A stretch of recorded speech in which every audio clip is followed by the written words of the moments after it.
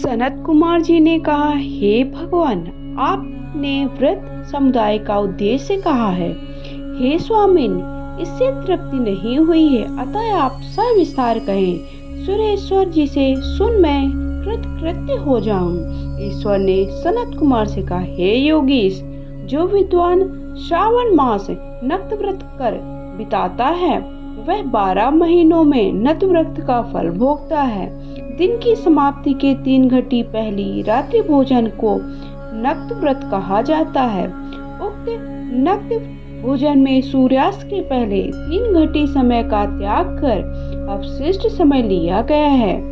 सूर्यास्त के 3 घटी तक संध्या काल कहा है। आहार, मैथुन, निद्रा, चौथा स्वाध्याय, इन कार्यों को सायंकाल ना करें। हर हर महादेव, श्री शिवाय नमस्तुभ्याम। मेरे YouTube चैनल पे आप सभी का बहुत बहुत स्वागत है। तो श्रावण मास के महत्व का कथा का 3रा अध्याय में आज लेकर के आई हूँ। वीडियो पसंद आता लाइक शेयर करके चैनल को सब्सक्राइब करें। कमेंट बॉक्स में हर हर महादेव अवश्य लिखे। श्रावण मास के पहले, दूसरे और तीसरे अध्याय का श्रवण अवश्य करें। उसके बाद ही आगे के अध्यायों का श्रवण करें। आप सबको लिंक डिस्क्रिप्शन बॉक्स पर मिल जाएगी। साथ ही साथ कोई भी अगर आप ऐसा होता है कि समय नहीं मिल पाता है तो आप जब आपको समय मिले तब आप पिछले अध्यायों का श्रवण कर सकते हैं। हर हर महादेव।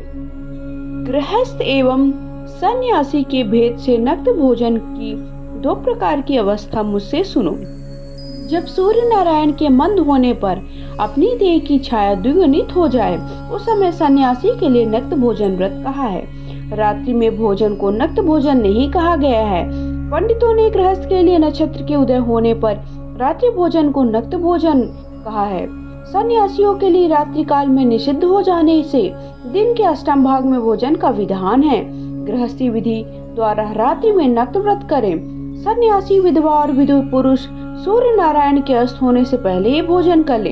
इसमें भोजन का महत्व बताया गया कि कब भोजन किसे कर लेना चाहिए। सावन के महीने में जो पुत्रवान है वो आश्रमहीन तथा स्त्री विहीन पुत्रवान विधुर यदि है तो वह रात्रि में भोजन करें, क्योंकि जो पुत्रवान है वह भी आश्रमी होते हैं। श्रावण मास में नक्त व्रत को करने वाली प्राणी उत्तम गति को प्राप्त करता है। पहले श्रावण मास किया जाने पर प्रतिपदा तिथि में प्रातः काल संकल्प करें, मैं श्रावण में 1 महीने तक ब्रह्मचर्य में रह प्रतिदिन सुबह स्नान करूंगा। उसके बाद नक्त व्रत, रात्रि शयन तथा प्राणियों पर दया करूंगा। हे देव, यदि इस व्रतारंभ होने पर समाप्ति व्रत पूर्ति के पूर्व ही मर गया तो हे जगतपते, उस समय आपके प्रसाद से व्रत परिपूर्ण हो। ये बुद्धिमान मासारंभ में संकल्प कर नक्त व्रत करते हैं। तो इस तरह इसमें बताया गया है कि हमें कौन से व्यक्ति को कौन सा व्रत का पालन करना चाहिए, कब भोजन करना चाहिए और कौन से अष्टमों का पालन करें, कब हमें कौन कौन सी चीजों का त्याग करना चाहिए। हे मुनि, अब उत्तम लक्ष्य पूजा विधि सुनो। लक्ष्मी की इच्छा वाला मनुष्य बेलपत्र से पूजा करे। शांति की कामना वाला दुर्वा से तथा आयुष की इच्छा वाला चंपा पुष्पों से भगवान हरि का अर्चन करे। विद्या की इच्छा वाला मल्लिका तथा चमेली पुष्प से अर्चन करे। तुलसी दलों से शिव और भगवान विष्णु प्रसन्न होते हैं। पुत्र की कामना वाला मनुष्य कटेरी पुष्पों से पूजन करे। दुष्स्वप्न नाश के लिए उत्तम धान्य से अर्चन करे। देव के सम्मुख रंगवल्ली पद्म, स्वास्तिक और चक्र आदि बनाकर विभु का अर्चन करें। यो संपूर्ण कामनाओं की सिद्धि के लिए सब पुष्पों से अर्चन करें। जो सारी कामना चाहता है, समस्त कामनाओं की पूर्ति करना चाहता है, वो सब पुष्पों से भगवान का अर्चन करे, भगवान का पूजन करे। अंत में उद्यापन करे। मंडप बनाकर मंडप के 3रे भाग में वेदी बनाए। पुण्य वाचन कर आचार्य वरण करे। मंडप में प्रवेश कर रात में गाना बाजा, शब्द और वेद पाठ से जागरण करे। वेदी पर उत्तम चतुर्लिंग तो भद्र बनाकर उसके मध्य भाग में चावल से सुंदर कैलाश बनावे।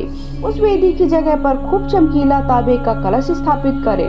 उसमें पंच पल्लव लगाकर सूक्ष्म वस्त्र को रखे। उस पर पार्वती पति की सुवर्ण प्रतिमा को पंचामृत से स्नान करावे। नैवेद्य युक्त धूप दीप गीत वाद्य नृत्य तथा वेद शास्त्र पुराण द्वारा रात्रि में जागरण करें। सुबह स्नान करें, पवित्र शक्तोत्र विधान से वेदी बनावे। तिल घृत पायस से मूल मंत्र गायत्री शिव सहस्त्र नाम से हवन करें। जिस मंत्र से पूजन किया है उसी मंत्र से हवन करें। शर्करा घृत युक्त चरु से हवन करें, फिर स्विष्ट कृत हवन करें। पूर्णाहुति दें। प्रातः वस्त्र अलंकार भूषण से आचार्य का अर्चन करें। ब्राह्मणों का पूजन कर दक्षिणा दे। जिन मंत्रों से उमापति की लक्ष्य पूजा हुई है उस चीज का दान करें। सोने की प्रतिमा बनाकर शंभु का अर्चन करें। यदि 1 महीने तक दीप जलाया हो तो उसे भी दान दे। संपूर्ण इच्छाओं की सिद्धि के लिए सोने की बत्ती चांदी का दिया बनाकर गोघृत से संयुक्त कर दान दे। देवता से क्षमा प्रार्थना कर ब्राह्मण भोजन कराएं। हे मुने, ये जो मेरा अर्चन करता है उस पर मैं प्रसन्न हो जाता हूँ। यदि श्रावण मास में ये कोई कार्य किए जाएं तो अनंत फल देने वाला होता है। इस महीने में जो मौन व्रत ग्रहण करता है वह श्रेष्ठ वक्ता हो जाता है। तो वह मौन व्रत दिन रात या दिन का हो, भोजन के समय का हो।